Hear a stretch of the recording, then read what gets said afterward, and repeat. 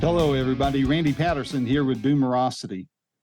Um, this has been my week to talk to great songwriters, and this one is no exception. Kent Blazy is a phenomenal country music songwriter.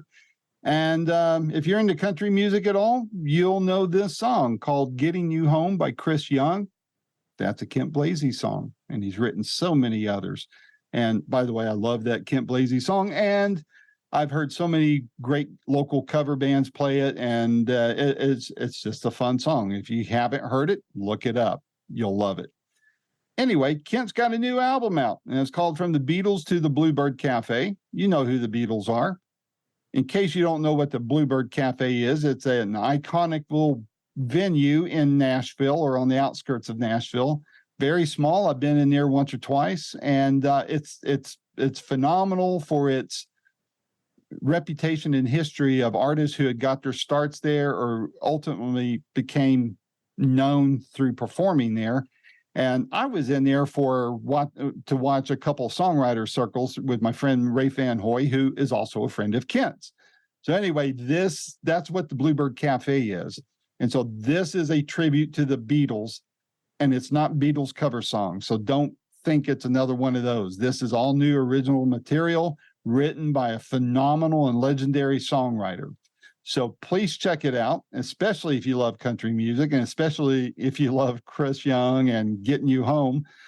But please listen to it. If you do like it, please subscribe to whatever channel you're listening to on this. It won't cost you anything. It'll help us out, though. And if you would, share it. Let your friends know that might also appreciate an interview like this. So without any further ado, this is my first interview with the legendary Kent Blazy. Until next time, this is Randy Patterson. Take care. Hello. Hello, Kent. How you doing? Well, how can I not be good when I'm looking at that background? Pretty awesome, huh? Yeah. And you're totally unbiased and objective. So exactly. Just like with my kids and my dogs.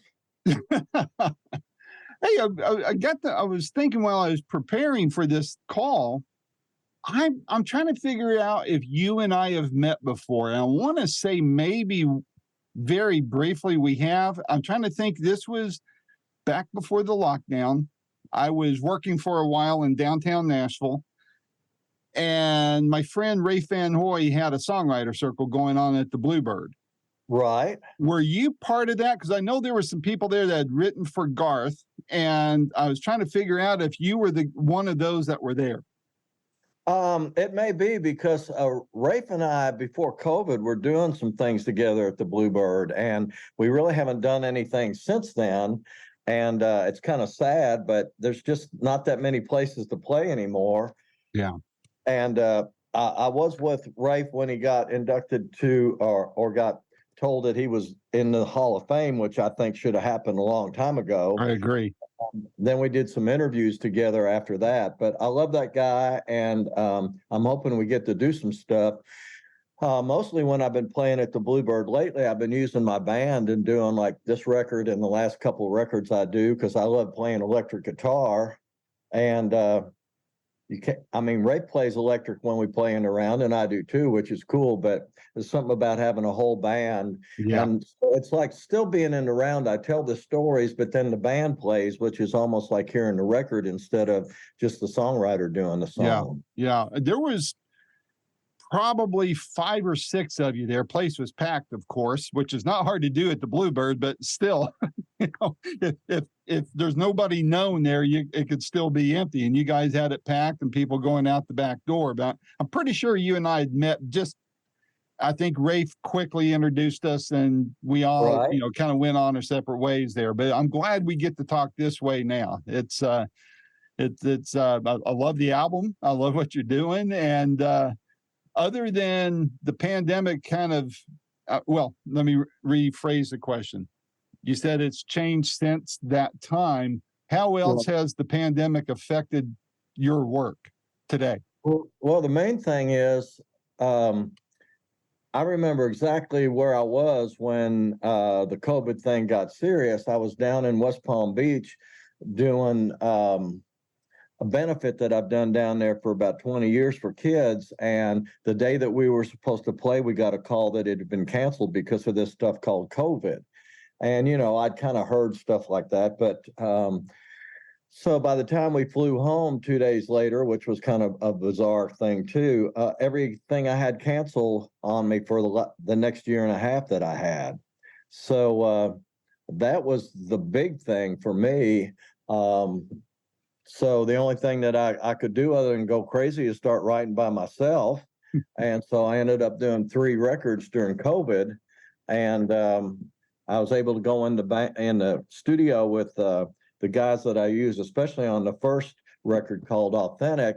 Mhm. And we all had to wear masks and stay 6 feet apart and had to wash our hands after every session. And so I should have called that album Six Masked Men, because it was just so weird being in the studio and everybody's wearing masks. But that was the main thing. And then a lot of places where we love to play, like especially Douglas Corner here in town, they Right. totally closed down during that and have never come back. Terrible. The Bluebird was shut down for about a year and a half. And really the only one that kept it going, and they did a good job, was the listening room. Mhm. So every once in a while you could get in there and play. And they were, everybody had to wear masks and stay 6 feet apart, and even the waiters and waitresses and the whole bit. And so they made it work somehow when nobody else could. But that's the big thing. Some of the places where we could play and we love playing are no longer. Mm. Yeah, very sad. Very, very sad. Well, hopefully that's becoming less and less of a deal. Maybe some people will pick up, where those closed places left off, and I don't know, get back. I like those tight, intimate, informal type of gatherings like that, like those songwriter circles and the such. It's always funny and fun and enlightening to me. And I'm not a musician, I'm not a songwriter, so Thank for me. God, there's one of us. Well, every waiter and waitress you see in a restaurant there is an aspiring star, right? So Exactly. and I'm not minimizing it, but it's just like, gosh, the competition is fierce, Well, it's like you go out to LA and every waiter and waitress looks like a movie star, and that's what they're all trying to be. And Yep. it's tough. So I know. Well, man, tell me about this great album. What's the story behind it? Okay, so the story behind it is told in the picture on the cover there. I was lucky enough to go to Liverpool, England in 2022 and got my picture taken with the Beatles. And the cool thing was it was cold that day in Liverpool, which was in June, which was bizarre to me. But I had a Bluebird sweatshirt on from a benefit I'd done there about a month or 2 before. And so when I saw that picture, I thought, well, that's a great album title. Now all I got to do is write the songs to go with the album title. Motivation acquired there. So Yeah, so it was a motivation. It was a project of love and fun. And I just had a great time writing the songs for it. It kind of morphed into being things all about the Beatles to being about aging in the music business or aging period. Also about some friends of mine who'd passed away, and some of the other people that are inspirations, which goes back to the Beatles. They really started everything for everybody. And I remember as a little kid, Kennedy had been assassinated, and it was like when 911 happened, everybody in the country was just really depressed for a long period of time. And when the Beatles came on Ed Sullivan's show, it changed the world. It brought joy back to the world. And from then on, they changed culture, they changed fashion, they changed music, and they're still doing it. And I think a lot of people that are younger than us don't really understand the impact that had. No and clue. So, I would play, like some of the young writers I work with, I'll play maybe a Byrds record or Buffalo Springfield or something like that. And they don't get it that these people created this sound that everybody does now. It's like it's kind of taken for granted that, oh, well, I've heard stuff like that before. Well, you never heard stuff like that before when they did it. Right. So Well, to your point on that, I want to mimic something, or not mimic, but quote something that one of my first interviews when I launched Boomerocity said to me. It was Sam Andrew the late Sam Andrew now, who is with Big Brother and the Holding Company. Yeah, Big Brother. Yeah. Yeah. And he told me, he goes, Randy, when we were starting out, we were inventing this stuff. We were creating it. Exactly. That's And he right. said, now there's schools that put out 500 kids that can do Hendrix better than Hendrix. Right. And that never left me, that thing, because it's, you know, when have we had a wave of something really new that wasn't computer generated come about? I mean, gosh, and you know, and to the other thing I was going to mention, I didn't ever draw this correlation before until you just said it, and that is the Beatles brought some joy right after the darkness of the Kennedy assassination. And here you are doing an album about the Beatles after the darkness of COVID. Well, hey, I like that. There you go. So, I mean, wow, if that doesn't snowball, I don't know what will. So, Well, when I was doing an interview with somebody in Austin, and he said, and this never occurred to me because I guess I'm not the brightest star there is, but he said, you know, the 60th anniversary is coming up. February 9th, 1964 could be a theme song for whoever's putting a big Beatle thing together. I'm like, wow, that's a great idea. Why didn't I think of that? well, gosh, with all these Beatles anniversaries coming along, I know a friend of mine who just passed almost a year ago, Ken Mansfield. He was with Capitol and Apple. Oh, yeah, great guy. Yeah, and gosh, I still have a regular calendar reminder that reminds me to check in on him, even though I wouldn't erase it after he died. But I don't blame you. It's just a wonderful man. Him, you know. Pardon me? Still can check in on him, you know. Yeah, that's true. That's very true.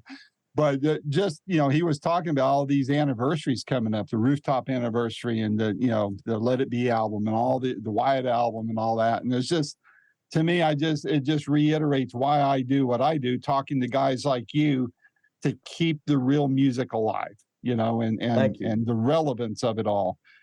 So how long did it take you once you got your songs together? How long did it take you to get this album together?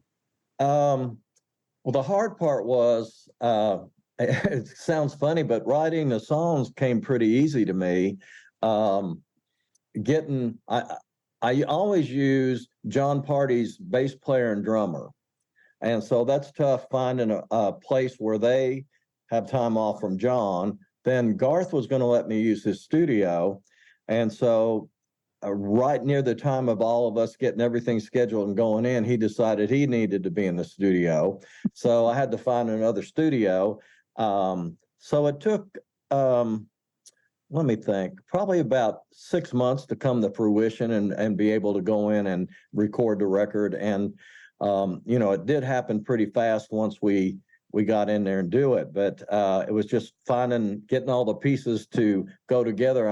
I was in an airport, I think in Albuquerque or somewhere, flying back from a show there when I found out all the time periods had fallen apart about when we were going to go into the studio. Oh, man. So by the time I got on the plane, I'd set up another studio and got everybody scheduled for that date and all that. So that was harder than writing the songs.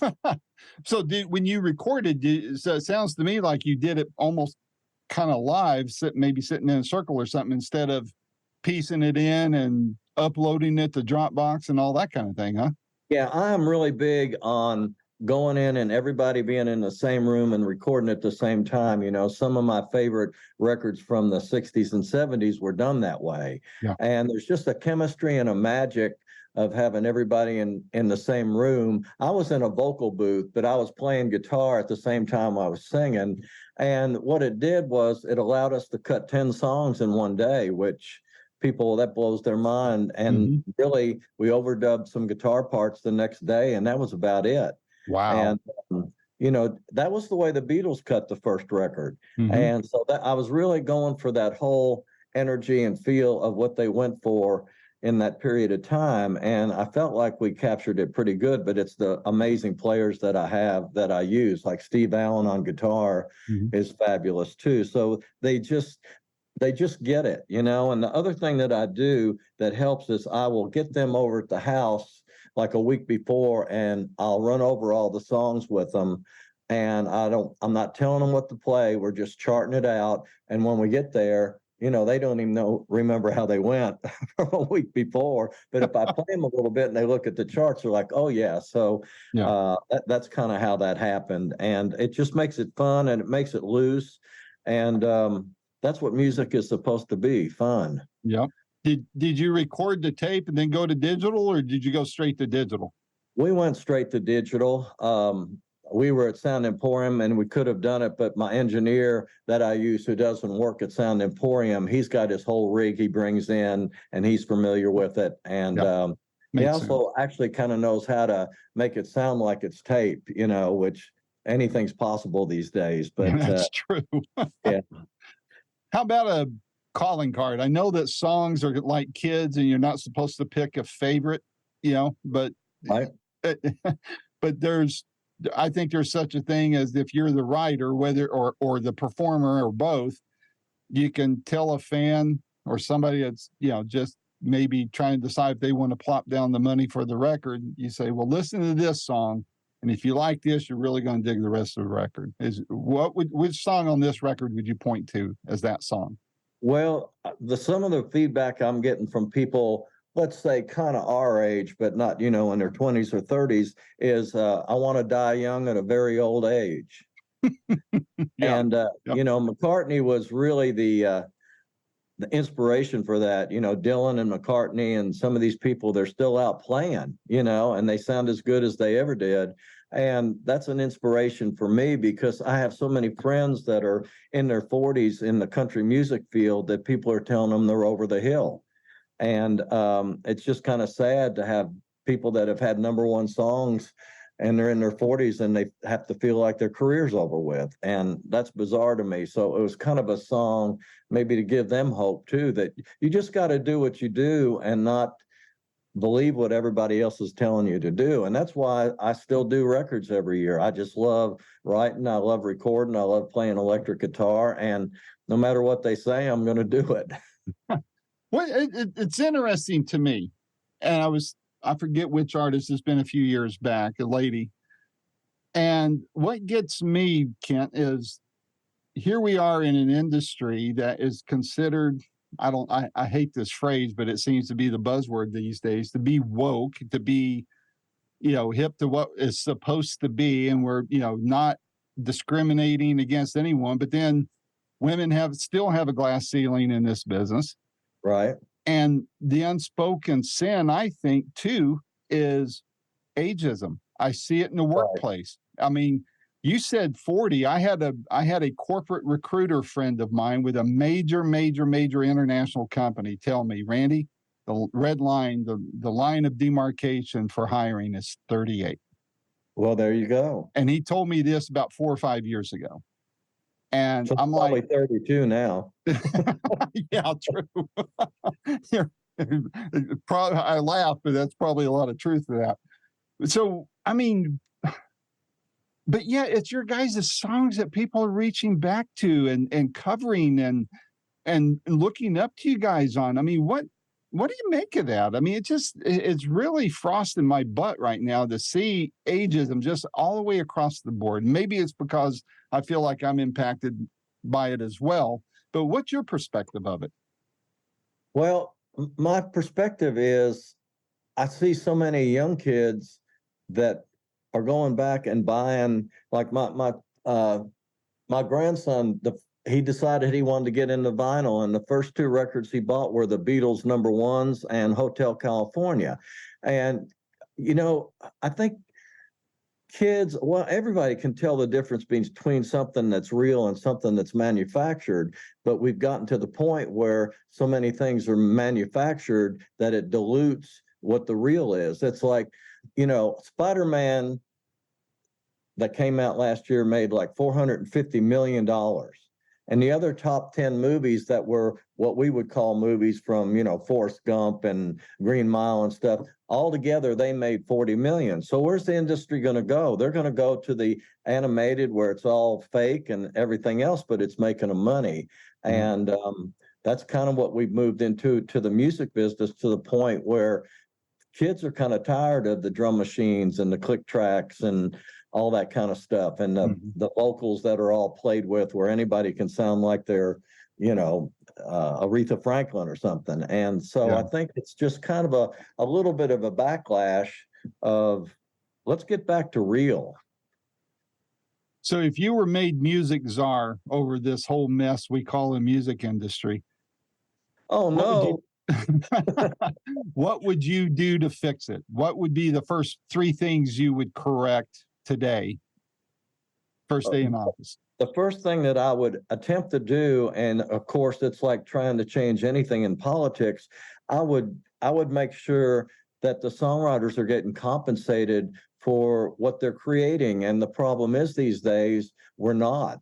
And the big problem came down to, and I feel like this was a conspiracy, but that's just me. In 2016, when they quit making CDs, that's how songwriters got paid.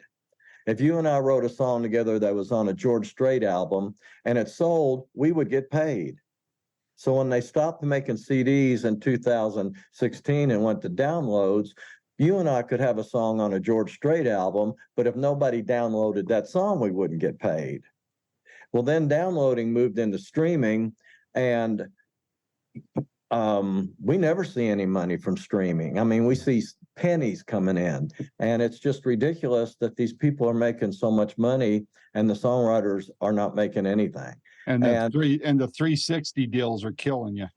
Right. That's the other thing. The big thing that happened was we filed a lawsuit against YouTube, Apple, Spotify, all of them about 3 years ago. And we lost, and then they appealed it. Everybody but Apple appealed it. So this last year in December, we won again, and we were supposed to get a 40% increase on all the monies that they're bringing in, and Spotify said they couldn't pay us. But they can pay Joe Rogan $250 million a year to do his talk show. So that's kind of what we're up against. And the problem is the rates are set by the Justice Department. And I don't know if you saw when Zuckerman was in front of the Senate, and they were trying to figure out how he does what he does and who he does. And our congressmen are all about the age of these people that are running for president, and they couldn't even comprehend what he was talking about most of the time. Yeah. And that's what we're up against. The Judicial Department, the copyrights hadn't been changed for years, and the amount of money we were making. And so we're trying to get it changed, but yet we're running into all these roadblocks and nobody's there to help us. So that would be the first thing I would do, is try to get everybody together and go, look, you're running songwriters out of business. I don't know, that may be their whole plan with AI and stuff, where they can get AI to write songs. They don't even need us anymore. Yeah. And so that would be the first thing I would do, is try to find some way to get everybody in a room and get it worked out where songwriters can make a living again. We've lost probably 5,000 songwriters in the last 6 or 7 years in Nashville because of that. Wow. Well, I was talking to Danny O'Keefe earlier today, another great songwriter. Oh gosh, yes. And I'd never thought of this before, but we were talking about this very same thing, and the realization hit me. I don't profess to be the brightest bulb in the marquee either, but it just clicked to me finally. What we're seeing with streaming is the merging of what used to be radio and what used to be record sales all into one now. And that, to me, the solution to what you're talking about is saying, all right, that is the new reality. How do the two previous royalty models and licensing models blend in to that dynamic, that new paradigm that we're seeing here? Because you guys shouldn't be penalized and get paid a fraction of a cent because you guys made better than that when the radio stations were playing, Right. So to me, the two just need to be blended together and create a much more robust compensation program. And the software is there in place already to be able to track. Like if I paid $15 a month for for a streaming service, say Apple, and I spent the whole month this month listening only to Kent Blazy music. You should get every bit of the artist piece of my $15 that month. Right. The next month, if I turn around and listen to Rafe stuff, it should go to him. If I'm spreading it out and listening to 100 different artists, then it gets parsed out that way. And there'd be all those permutations of how that money gets distributed. To me, it's very simple. It's a dynamic pricing system, but it has to be predicated on blending the old radio and the old record sales model into that kind of, I mean, basically the old 45 payment plan, right? You know, when 45s were king. To me, it should be plain and simple as that. Well, I love that. It's how do you get anybody to implement that at this day and age? Yeah. It's like the genie's out of the bottle, and I'm afraid you're right there. Put it back in, and they're making so much money that it doesn't matter to them. Yeah. Well, the old golden rule thing: he who owns the gold makes the rules, right? So that's it. But that's a great point. I had a song that was on a Chris Young album, which is probably 12 years old now, but I got something about 5 years ago that had gone platinum. And so I called the person that admins for me and I said, what the hell is platinum these days? And there's this whole long list of things, a little bit of it's CDs, but the rest of it's, well, you had so many downloads here and you had so many Spotify's, and it's like, it boggles your mind how they come up with, I guess they could say anything's platinum these days and play with the numbers to make it feel that way. Yeah. Well, speaking of Chris Young, that was the very next question I was going to ask you about, and that's this. First of all, if that's not one of the best cover band songs I've ever heard cover bands do, I don't know what is. I love that song. It's probably one of the best romantic songs, date songs a person could have ever written. So I salute you on that. But I was just curious if you got any unique stories tied to this song, maybe how it came about, or maybe fans writing stories that are repeatable for public consumption or whatever. Well, it's got a great story behind it. And a lot of it deals with this kid, Corey Batten, that I had been working with for a long time. And he's now teaching school because of money. He's had 2 number ones and a lot of other cuts. But we were down at RCA Records playing his project because he wanted to be a star. And I knew it wasn't going good because the woman was watching the worst 100 hurricanes on the Weather Channel at the same time she was listening to his project. So I thought, this isn't going good. But when we left, another A&R person came up to me and she said, hey, I've got this kid I'm working with, Chris Young. He's had out 3 singles. They haven't done anything. If he doesn't have a hit, he's gone. Would you write with him? And I said, I'd be glad to write with him. And so, of course, Corey's standing right next to me. And I said, can I bring Corey? And she said, I don't care what you do as long as you get with Chris. So we got with Chris. And it was one of those days that songwriters dread because we didn't know Chris, he didn't know us, and nobody liked anybody else's ideas. And so here we are. We have an artist in the room, which is hard enough these days, but 2, he needs a smash hit or he's gone. And so I was kind of thinking, well, what am I going to do? And I remembered that Corey, about 3 months before, Corey's like a 6th grader. When we're over here writing and he gets hungry, his little head goes down on the desk. And I'm like, Corey, you need something to eat? And he's like, yeah. And every songwriter's starving, So I would fix him organic hot dogs, which I know sounds like an oxymoron, but they're easy and all that. So he got really good at getting the mustard and the relish and everything out of the refrigerator. And so 6 months before Chris, he had his head in the refrigerator and I heard him saying, all I can think about is getting you home. And I said, what is that? He said, I just made it up. I said, make it up in my phone. So here we are with Chris. And I said, wait a minute, I got this idea that maybe you guys will like. And so I found that and I played it. And Corey said, I love that. And I said, well, yeah, it's your idea. And he's the only child. So Chris said, well, we don't have anything better to write. So we started working on it and we got to walking through the front door and nobody could think of what rhymed with door that was clean.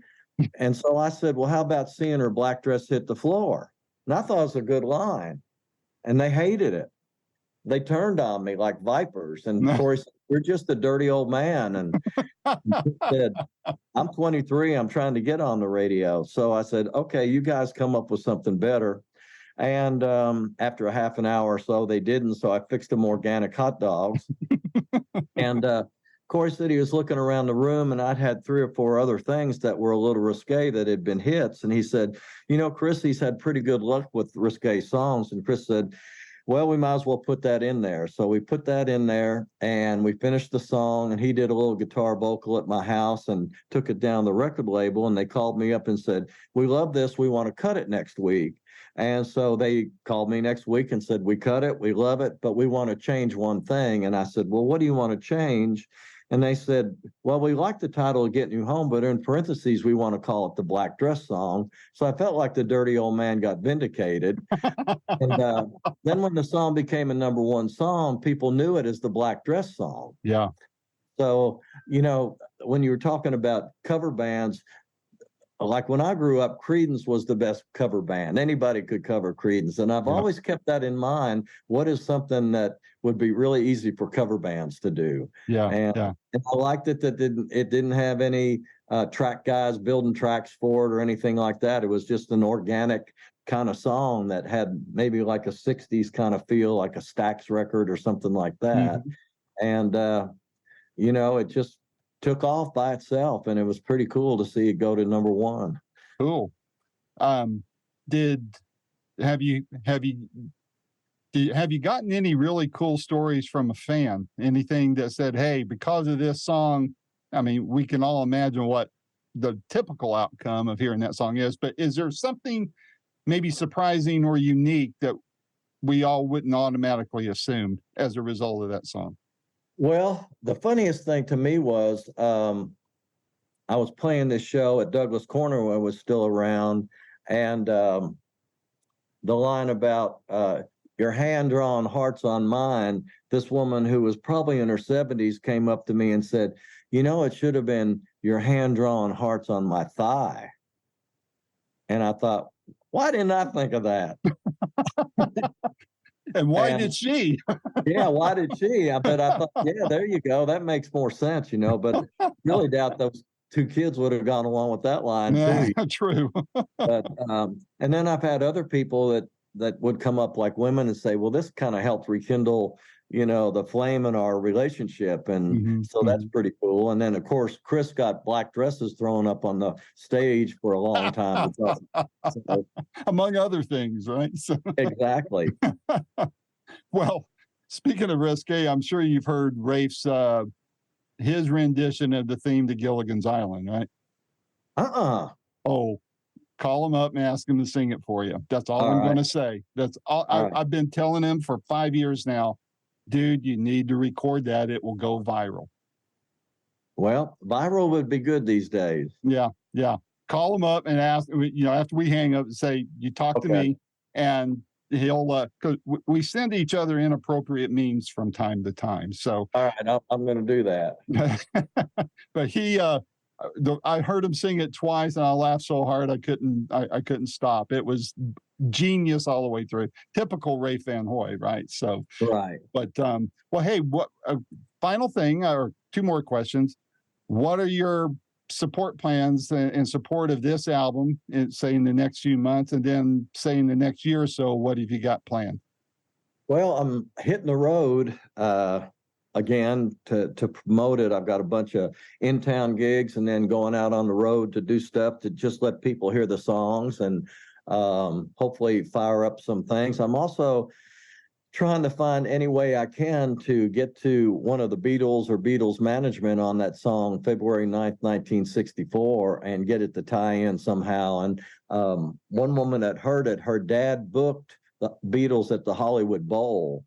And so she took a copy of it and said, I still keep in touch with McCartney, so I'll send it to him and see what he thinks about it or whatever. And then Ringo Starr was in here playing last weekend at the Ryman, and I've got some friends that play in the band, and so I was thinking, well, maybe it's worth talking to them, see if they can get something to Ringo. And Then there's a person that puts a big Beatle Fest on every year in Chicago. Mhm. And for the anniversary next year, they're going to New York City. So I've sent them an email and a copy of the record. And, maybe somehow we could get it to tie in to that too. So That'd be cool. you Very just cool. never know. So I'm working every angle I can to get somebody with the Beatles to hear this song and go, wow, that would be perfect for this 60th anniversary coming up.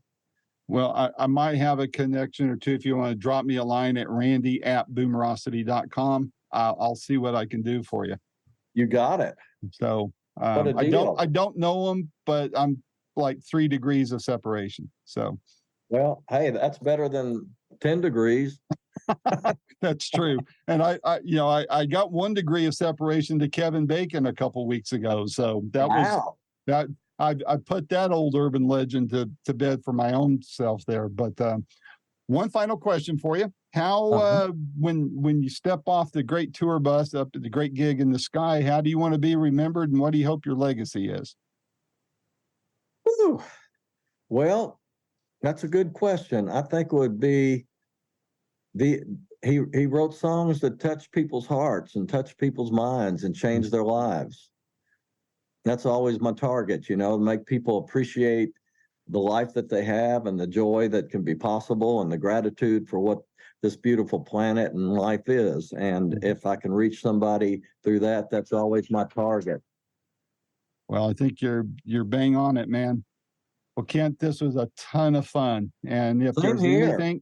if there's anything I can ever do to support your work in the future and, doing one of these or whatever, I'd be more than happy to do it. Just let me know, have your people get in touch with me, or you get in touch with me. And if you and Rafe are going to do a songwriter circle, I want to know about it way ahead of time so I can schedule to be there, because those are a blast with you guys.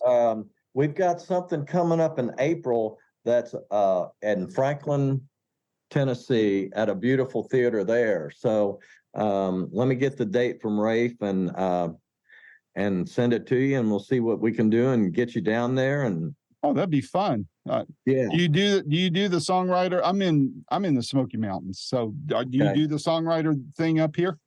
I did it one time, and then they had the big forest fire come through, and I've never really done it again. But I know they just had it again, last week or few weekends ago or something. So I didn't go. I missed it, but I know Rafe didn't play it. I was hoping he would, and I would have made sure I made it. But yeah, well, they got new people handling it, and I don't know. It's a different thing than it was, which I don't know if that's better or worse. But a friend of mine, Terry Say, who puts on house concerts here, he was telling me that he's become one of the sponsors of it. So I need to pick his brain about, well, how do we get Rafe and I over there, Yeah, for sure.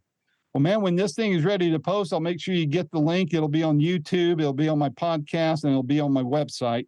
So it'll get around on here. But man, anything, like I said, anything at all you got going on that you need help getting the word out. I mean, I'm not Rolling Stone magazine, thank God, but I can help get the word out and do my little part to support you guys. So please do that. And you've got my email address, and we'll be in touch. Every little part adds up to something bigger. That's right. It takes pennies to make dimes and dollars, doesn't it? So thank you so much. Well, thank you for taking the time. Stay safe, stay healthy, and we'll see you down the road. You got it. All right, take care, my friend. Thanks. Bye-bye.